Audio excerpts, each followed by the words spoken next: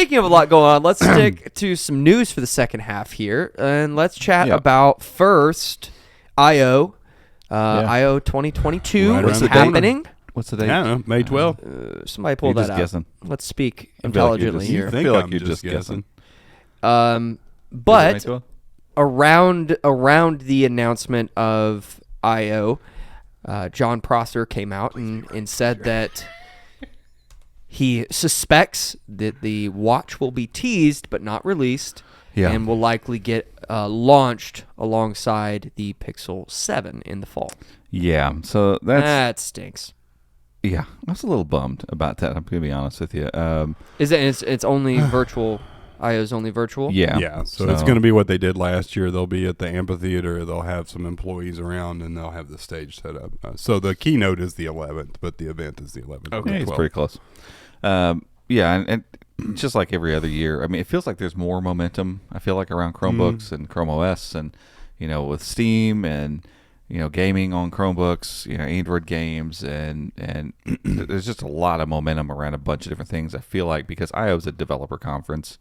Last year there was 4 or 5 sessions, that we kind of sat through and listened to and tried to humanize a little bit.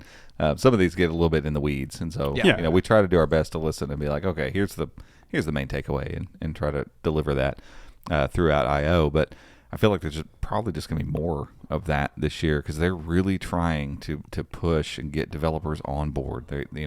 That's our other interview with Google with Ian was all about that. It was about he's kind of working with developers, like in developer relations, and trying to figure out like how can we get more developers to realize, hey, your app's being run on a Chromebook, whether you know it or not. Like it's on a Chromebook. People are opening it, installing it.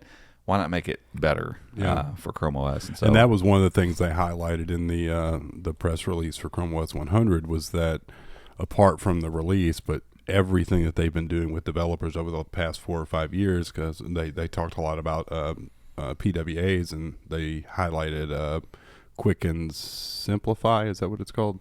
It's some PWA that Quicken has. So that and Codecademy, talking about how Codecademy's user engagement is like through the roof with the new PWA, and then Simplify, they've found a new way to monetize the PWA, and they're making a lot more money with it. And Google, it's the same theme every year. It's like, hey, we've given you these tools, we've made them better. Chrome OS.dev is updated, but for me, Google I/O is kind of cool because it's never going to be like a super big public facing thing like the hardware events that we go to. But they're trying to make it more relevant for the general user. Last year they had Michael Pena from Ant-Man was on there talking. He was at their new quantum lab that they're at, so which cool little tie in there. But they're trying to get a little more Apple, because that's one thing Apple does really, really well is, oh, we've got this new thing. Here's what it's going to do for you. It's car sales 101. It's like nobody cares about the feature unless they know what the benefit is. Yeah. Right. And especially as these developer conferences have gotten more public. WWDC and everything. They've become keynotes that people want to go watch. And the companies have made announcements there too. So interesting to see how they tie in the watch and what all they say. What is it going to be basically a full announcement coming in the fall, or is it going to be here's some, because they're saying the latest thing is phone now, watch later, right? Yeah. So I keep wanting to drink the 6A apparently it's empty. Go ahead. Nope. The 6A was rumored to have been pushed back a little bit, like July, I think, and that might still be the thing. Who knows at this point? I mean, they've both shown up in retailers, like in the retail system. So I don't know if that happened, and then they're like, it's not going to work out. Just keep it in your system, and we'll get them to you eventually. Who knows? I mean, but usually with this stuff, whoever Prosser has on the inside kind of knows what's going on, and so it's highly likely that we'll probably get some sort of tease of the watch, and they may even show the watch and say more to come this fall or whatever. But if they it'd be nice for them to do what they did with Tensor and Pixel 6, where it's a few months ahead. So it's in August, obviously, with early August for the Tensor stuff. But this is a little bit sooner than that. But for them to just say yes, it's a thing. Yeah, it's coming. Confirm it, right? Because they still haven't done that with the watch. Yeah, like the watch. So they haven't officially, and they haven't officially confirmed the 6A either. Right.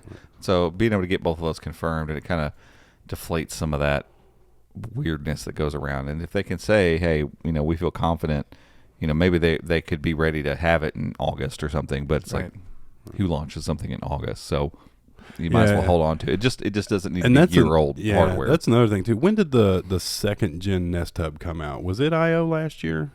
The one with sleep tracking.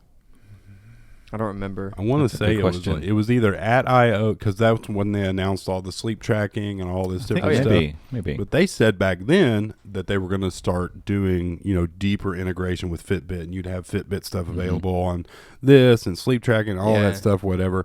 This could very well be the platform, because Robbie and I have talked about. We were talking about this just the other day.